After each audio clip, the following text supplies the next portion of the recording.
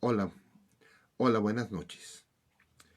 Estamos a 11 de junio del 2020, jueves, en plena pandemia.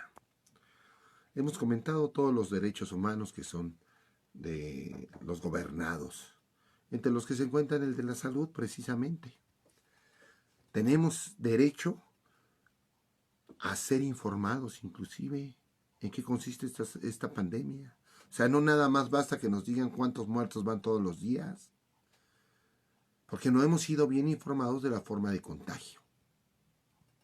Si bien el doctor López Gatell nos ha dicho que es por medio de las partículas en la saliva, ha sido omiso en muchas circunstancias. Inclusive ha dicho que el cubrebocas no es efectivo.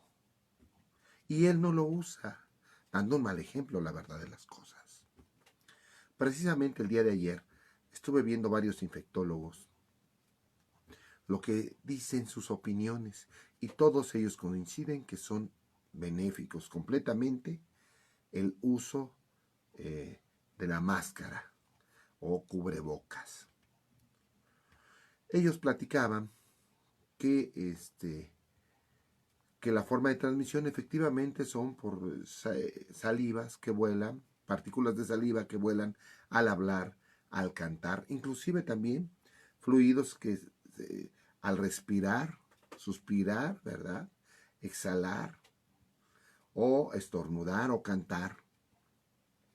Pero que básicamente hay tres formas. Una es con gotas de saliva, que son grandes, otras con medianas y otras que son muy pequeñas, mínimas. También comentaban que la exposición para poder estar enfermo es mediante la acumulación de virus. Es decir, por ejemplo, se requieren mil virus para poder estar contagiado del COVID.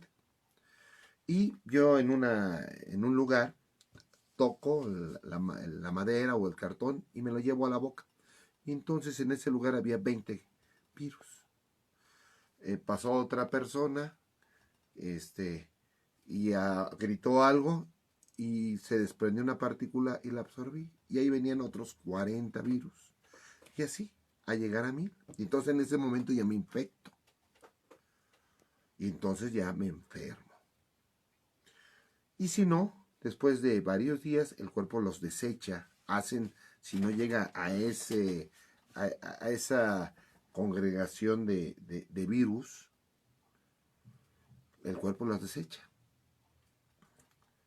Explicaba que la sana distancia de 1 metro, pues sí es cuando la saliva, las gotas de saliva, son grandes y entonces pesan varias micras, 10 micras y caen al piso.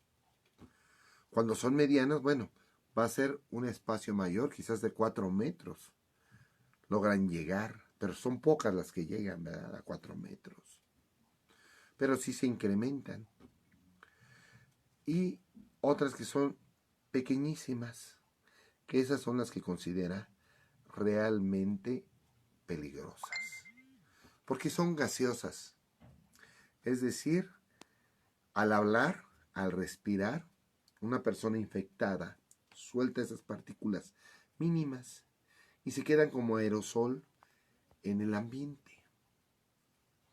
Pero esas regularmente se absorben con la respiración y llegan a los pulmones. Y es donde la contaminación es fuerte, es grave. Si logran la concentración de virus, esa infección va a ser grave porque va a acabar con los pulmones. Por eso luego decimos, pero si era muy joven y hacía ejercicio y no fumaba, llevaba una vida sana, ¿cómo es que ahora se está muriendo? Pues es que aspiró esa concentración de virus y llegó a los pulmones. Esos aerosoles regularmente se encuentran en los lugares cerrados, como es el transporte público, que en México, bueno, es muy eficiente el metro, pero al ser cerrado y esa transmisión, esos aerosoles, se absorben, se respiran y llega la concentración a los pulmones, que es muy grave. Eso es muy grave. regularmente se puede ver en el transporte público, como son los autobuses, el metro, en fin. Estos especialistas lo que recomiendan es el cubrebocas N95. Recordemos que en un principio Gatell decía que el N95 pues, no era eficaz, que solamente podía detener la contaminación hacia otros. Pero también sirve para las vías respiratorias, las vías de acceso se encuentren cubiertas. Y eso ha sido una recomendación en todos los países del mundo. Es el N95 o el KN95, decía que era la versión china. Y que al principio Gatell decía, no los utilicen, esos son para los del servicio de salud. Obviamente que en un lugar donde están infectados, en algún hospital, pues ahí hay altas concentraciones de virus. Y cualquier persona que lo esté respirando, pues va a tener graves problemas. Entonces lo recomendable, decía el doctor, el infectólogo, utilizar estas máscaras N95 o cuando menos, si son manufacturadas en casa, de 3 telas distintas para que sean lavables. Y el uso de gogles o una máscara de las transparentes cuando salimos a casa, en fin. Y que él recomienda, por ejemplo, las áreas cerradas, pues abrir las ventanas, las puertas, para que circule el aire y se lleven los virus. Y haya un movimiento que inclusive maten a los virus. Y bueno, eso es lo que debemos, lo que ayer yo escuchaba, y que una de las quejas, pues es que el gobierno ha omitido, no sé si por cuestión política o qué es lo que pasa, que ha omitido dar toda esta información, ya que cuentan con un segmento amplio en la televisión, que es pues es un medio de información masiva y de penetración, dar ese tipo de información para que estuviera clara las personas con qué hacer, cómo comportarse. Otra de las cosas que decía, pues era necesariamente cuidar nuestra alimentación. Si eres diabético, disminuir los azúcares, disminuir las sales, tomar tus medicamentos, y de esa manera tú vas a ser un sujeto menos susceptible a un ataque por estos virus, o vas a tener mayor resistencia, ¿verdad? Por otro lado, otra de las cosas que se ha inobservado, que se ha dejado de ver, ¿qué es lo que está pasando con el derecho de las personas? Porque, por ejemplo, muchos negocios van a cerrar, o ya cerraron. Primero, porque no pueden cumplir con el pago de arrendamiento y de algunas obligaciones. Sin embargo, la ley prevé una disminución en el cumplimiento de estas obligaciones, de las obligaciones, a medida de la suspensión. Porque, por ejemplo, en un contrato de arrendamiento hay dos partes, el arrendador y el arrendatario. El arrendador se obliga a dar el uso de un inmueble al arrendatario a cambio del pago de una renta. Pero ¿qué pasa si ese uso se suspende por circunstancias impredecibles, imprevistas? Las partes no sabían que iba a acontecer un hecho como el de la pandemia. Es decir, celebré yo el contrato en noviembre del año pasado, en diciembre del año pasado. Pues nadie sabía que iba a venir un evento de esta magnitud, en la que se iban a suspender los usos de los usos comerciales, mercantiles, los servicios públicos. Y si yo arrendé un inmueble comercial, por decir algo, 5,000 pesos, ¿qué pasa si marzo no lo pago? Pues porque estaba suspendido. O marzo sí pagué, abril ya no pude pagar. Mayo pues menos, ¿no? Y ahora junio, bueno, pues imagínense ya cómo está la cosa. Y julio, pues nadie va a poder con esa carga. ¿Por qué? porque no estoy teniendo los ingresos suficientes. No está suspendido el uso que me están transmitiendo mediante el pago de una renta. Está suspendido. Entonces yo, gobernado, estoy siendo materia de una violación de derechos humanos. Porque no obstante que el hecho terrible me impidió que pudiera trabajar y con eso obtener los dineros suficientes para el pago de todas las necesidades, me encuentro ahora ante una carga económica, que es el pago de una renta sobre un inmueble que no me está generando ni el pago de sí mismo. Entonces, esto debe de ser materia de negociación entre el arrendatario y el arrendador, y no llegar a conflictos futuros. Desde mi punto de vista, los jueces deberán valorar que se encuentra suspendido, en caso de una controversia, que se encuentra suspendido el uso que me transmitieron mediante el pago de una renta. El Código Civil de la Ciudad de México lo prevé, aunque no de manera explícita, de la interpretación de varios artículos.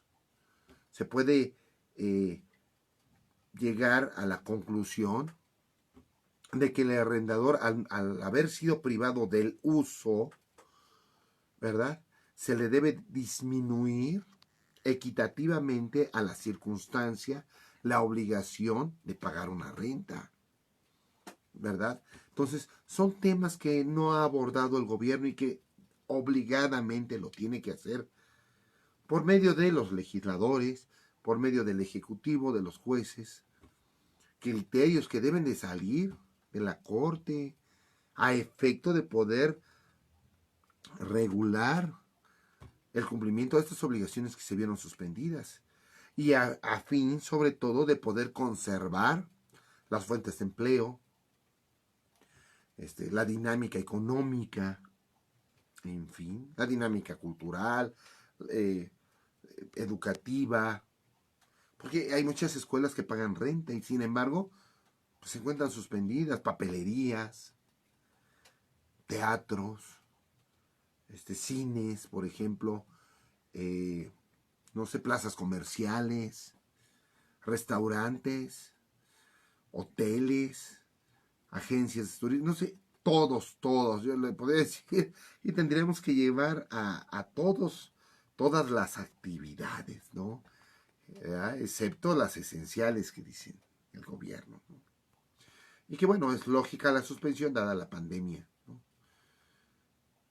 Sin embargo, yo creo que ya regresar el tiempo pues es difícil, pero si el Estado desde un principio, si el gobierno hubiera informado sobre los beneficios del uso de la mascarilla, la N95, o llevar a cabo o fabricar caretas para que tuviera acceso la población y este tipo de gogles, quizás hubieran podido continuar con muchas actividades de manera normal y no que estemos expuestos a una situación que ha crecido, ¿no?